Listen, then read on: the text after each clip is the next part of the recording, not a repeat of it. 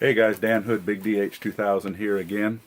Like I said in one of my videos, I've been on vacation, so I've been getting a lot done in the basement, you know, between taking the kids to do stuff and them wanting to just relax in their room. So anyway, today I finished, sometime back, I got a few cores from Peppermack. He wanted a certain slingshot I built, so I told him I needed some cores. So we made a good trade. We both felt like we got the better end of the deal, which is always a good deal.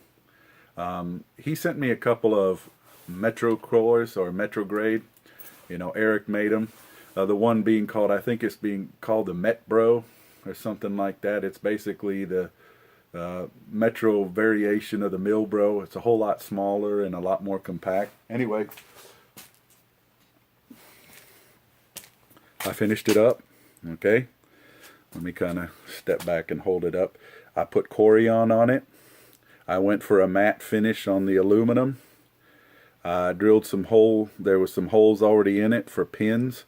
I did put some pins in, but I also cleaned this up and got, because I like to see through some of this stuff. And for those who don't know, that's one of Peppermack's hallmarks. You can see through a lot of his slingshots. He's got holes in them, and I thought, since I made the trade with him, I'll do that. But then I also only went halfway through on this hole. I decided not to go all the way through. Decided to be different. Have no idea why. Just every once in a while I get that way. Then I used my taper bit to taper the holes a little bit. Got the red silicone plugs in there. 1/2-inch black latex with the Simple Shot black latex with a black medium size kangaroo pouch from Simple Shot. For those who didn't see my other video, I bought a whole lot of these silicone plugs in a whole bunch of different sizes.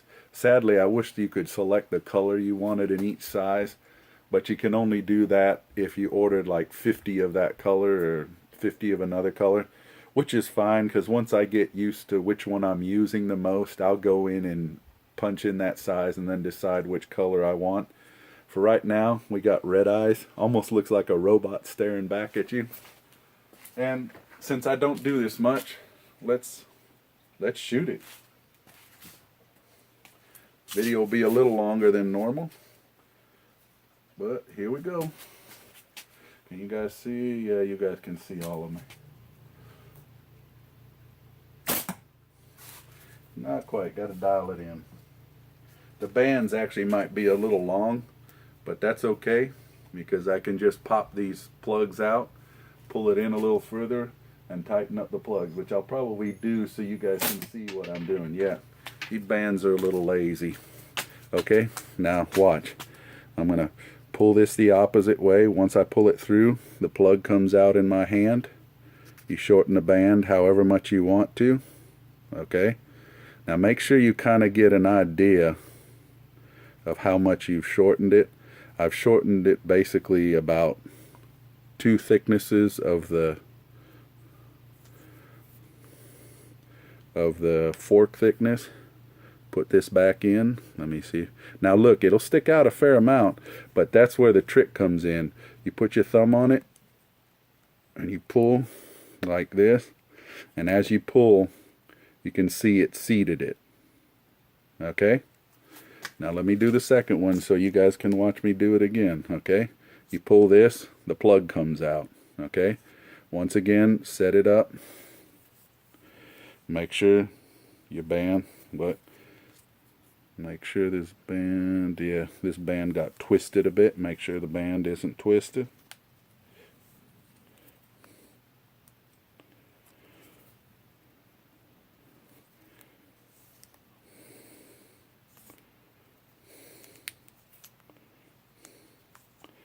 Sometimes these bands get bent the wrong way. It's good you guys are seeing this so you can see how it's done. Okay, get it rolled the way you need it to be rolled, and you can just slide it in and out. Once again, yeah, see, I've got too much pulled through. Remember, it was roughly double the thickness of the thing. because once you seat it, about a 1/4 inch or so pulls through when you're seating them. Okay, got it all set. Make sure all the bands are straight. Okay, now we're going to seat it. Okay, there, it's seated. Now if you want, you can also realize that, okay, these are about 1 millimeter too long, these plugs. You can always cut some of this plug off a little bit. Now I've got this running wild a little bit. Double check your bands. Okay, let me step back here. Okay, they look about right. Make sure they're going to come up and over the top right. Yep, okay. Now let's give it another shoot.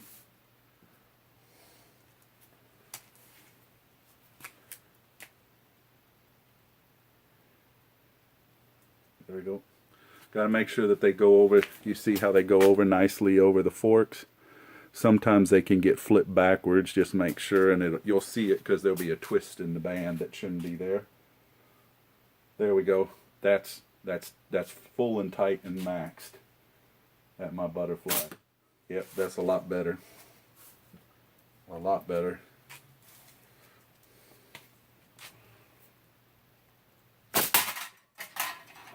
Told you it was a lot better.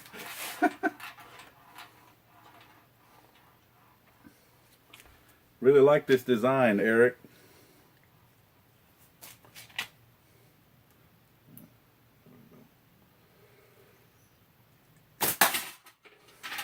Well, there we go. 2 beautiful shots with this thing. One thing you got to understand about a lot of, especially slingshots of this nature, they're meant for small bands, okay? Always have been. They're meant for more like, even though I was shooting 3/8, that's pretty much just about maxed out the band size this thing can hold. Well, not hold, but that you can do with flat bands. And you can see that I'm just barely getting 10 meters really well with it before it starts to drop. So you can't go much bigger with flat bands on this, but you can put some absolutely brutal tubes on it if you want, because I mean you're talking close to a 1/4 inch hole. Okay, it's like it's like what is it? Not 7/16, the other 5/16. Okay, so I mean it's pretty brutal. You can put some pretty big. My dog's excited. Something's out there. You can put some pretty big tubes on this, and strength-wise, it'll hold it, and your hand can hold it, because you can really get a pinch grip on here. You can get a brace grip on here. Your call. Anyway, really like the design, Eric. Hope you like my treatment of it. Karl, thanks for the core. And fun times, guys. Sorry this video was long, but I thought I'd shoot it as well, because I know several have asked, do I shoot? Yeah, I shoot. Just not as much as I build. Take care, guys.